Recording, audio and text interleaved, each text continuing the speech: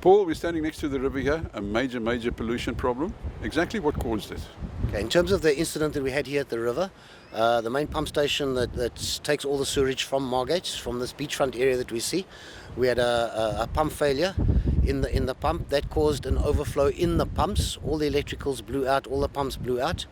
What then subsequently happened is we had to get the sewer out of the pump station where the pumps are, and the only way we could do that was basically to get the the diluted sewer into the actual river. Where we're standing here now is that we are about to breach the river mouth to ensure that the pollution now gets let out into the ocean so that it can get diluted even further. Okay, now before we speak to your colleague, just one question. People were confused. They saw people pumping sewage into the river, so they thought, now, what was going on here? Is that the reason why, in other words, to get to the pump to repair it? Yes, in terms of issues that have happened, Ugo brought in subcontractors to assist with additional resources. They were there under our authority to assist us pumping the out of the pump station into the actual river. Now, Malibongwe, you're closer to the ground. Give us some more information. Yeah, thank you, Johan. Maybe to put it more into perspective, Paul has covered most of the things, but this, to just go into finer details, on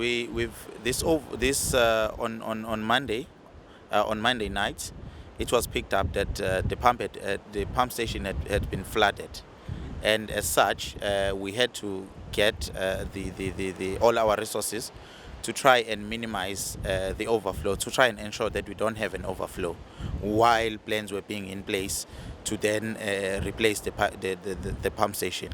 But is it also not so that when the first warning came, the extent was not known? The pump station has early warning signs.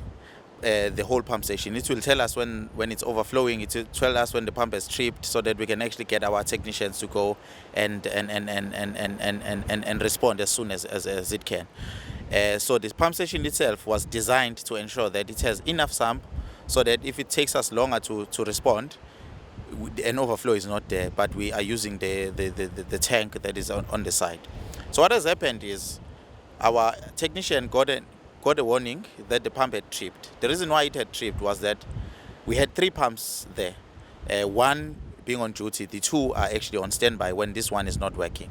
So the one that was working was still pumping into our wastewater treatment works, and but the problem was that it had ruptured. Because it had ruptured, it then flooded the whole dry well, which there shouldn't be any water there.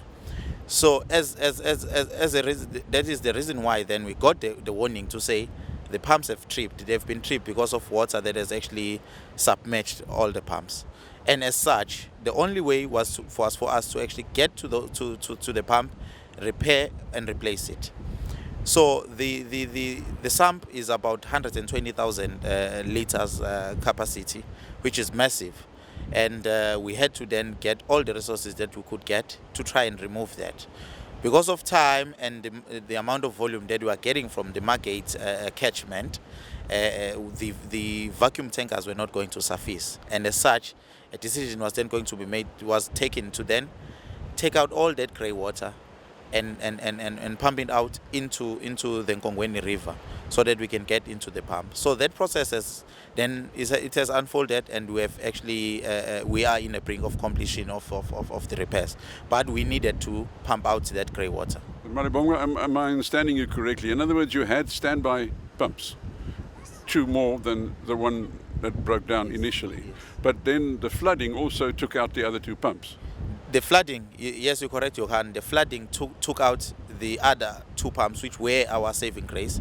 It took out both of them, and as such, as we're speaking, we had to remove all of those pumps and just put new rotating elements. Thanks, Malibongwe. Paul, another question. There is a historical problem here. I mean, that comes from way back. Yeah, I think what one needs to understand is the development, I think, is getting far way ahead of the ability to actually service these sites, especially when you find that people are putting in their stormwater all other issues into the sewer system. The sewer systems are not built to cope with these type of issues. So these are the issues we need to try and resolve with both body corps and homeowners, is to start taking out these illegal activities that are happening to allow the sewer system to be able to do what it does naturally. Okay, but now, coming from somebody who doesn't really know what it's all about, looking at it, should those pumps have been there in the first place, the location of the pumps? Well, one can argue the fact of the location of the pump, but effectively it is the only spot that's able to service or the site of the pump station, only to service all these flats and all these high-rise developments that you see around. And then the other problem apparently is the river should, in the past, the river was always breached to save the beach. Now, when the breaching stopped, now you have a problem. Yeah, in fact, at the end of the day, I think what we do realize we're going through a drought. We do realize that we're going through low flow season. So I think the natural sort of water that would come down to let the river to do its natural thing is not happening as well due to the drought situation we're in. So we're going to have to artificially breach to allow the river to do its natural, take its natural course. Even if it rains very well and the river comes down, you'll have to breach to stop it running over the beach.